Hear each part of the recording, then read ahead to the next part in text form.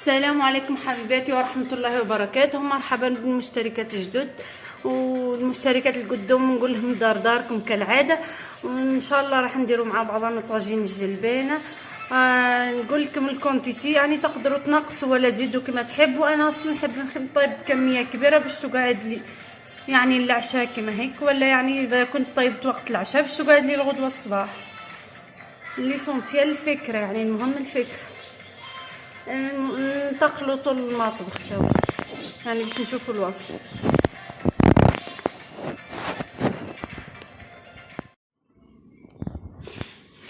السلام عليكم حبيباتي، من غير ما نطول عليكم عندي كيلو جلبانه كما راكم تشوفوا.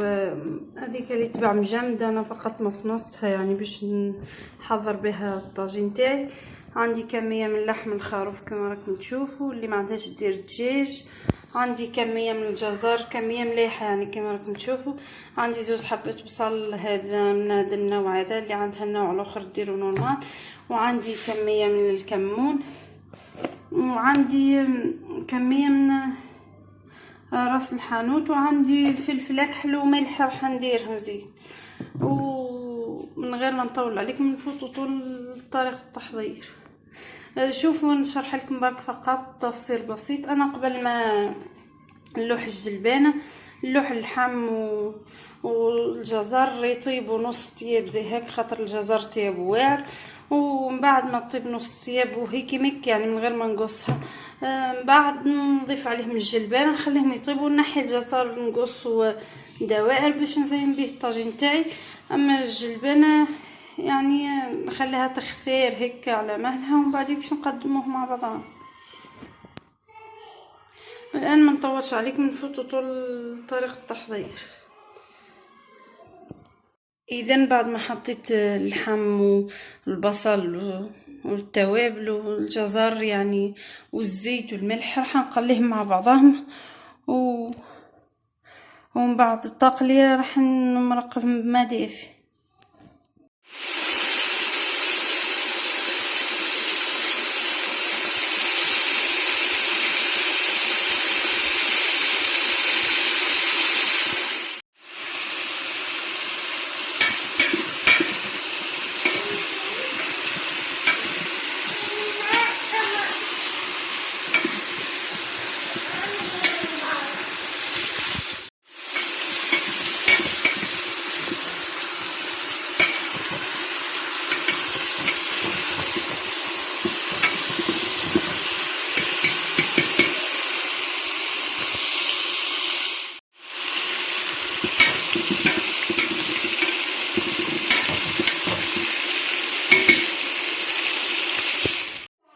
كما تشاهدوا حبيباتي، بعد ما مرقتها غطيتها وخليها تطيب.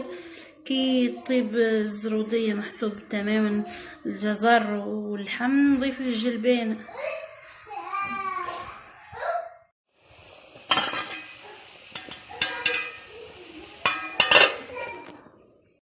والان حبيباتي بعد ما طابت الجزر تاعي واللحم نص ثياب يعني، نضيف كميه الجلبان ونخليهم يكملوا يطيبوا مع بعضهم. والان حبيباتي بعد ما طاب الجزر تاعي انا نحيته كما راكم تشوفوا طايب بصح مش ولين طاحن، مو طايب يعني ها. كما راكم تشوفوا فيه. الان راح نقصه بالطريقه هذه يعني يجي مائل شوي نوعا ما، ونخليه باش نزين به الطبق تاعي. وبالنسبه للجلبانه تاعي نخليها تتجمر على نار هاديه لين تنشح من لاصوص تاعها، ومن بعد نرجع معاك. هاو كيما هيك نقصوه. اللي عندها هذيك القطعه هذيك الطال كيف تقدر تقص بها الجزر يجي منظره خير منك. اللي ما عندهاش دير كيفينا وخلاص زي هذا.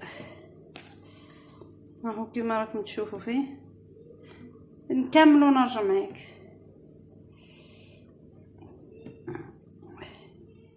والان بعد ما كملت تقطيع الجزر نستفو في الصحن معاكم كما راكم تشوفوا. هذا هو الصحن تاعي كبير كما راكم تشوفوا.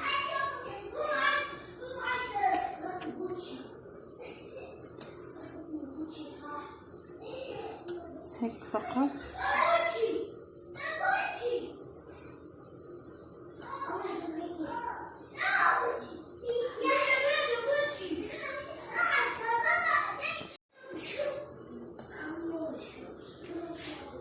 اذا كما راكم تشوفوا نكمل الترتيب كما قلت لكم،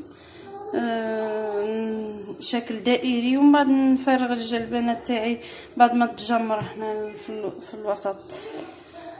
نكمل ترتيب الجزر تاعي ونرجع معاك.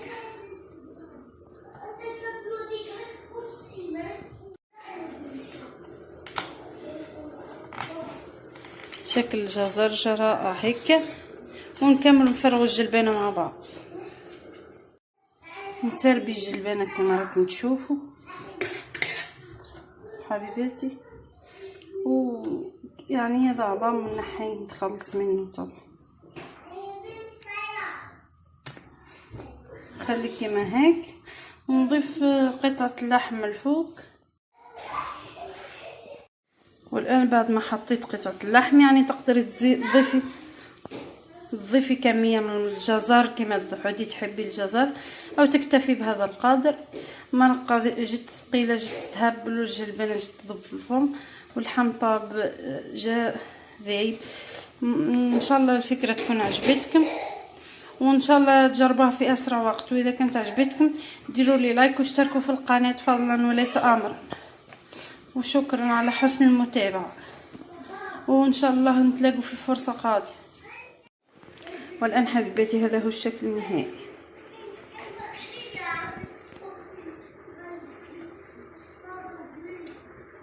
كما راكم تشوفوا فيه.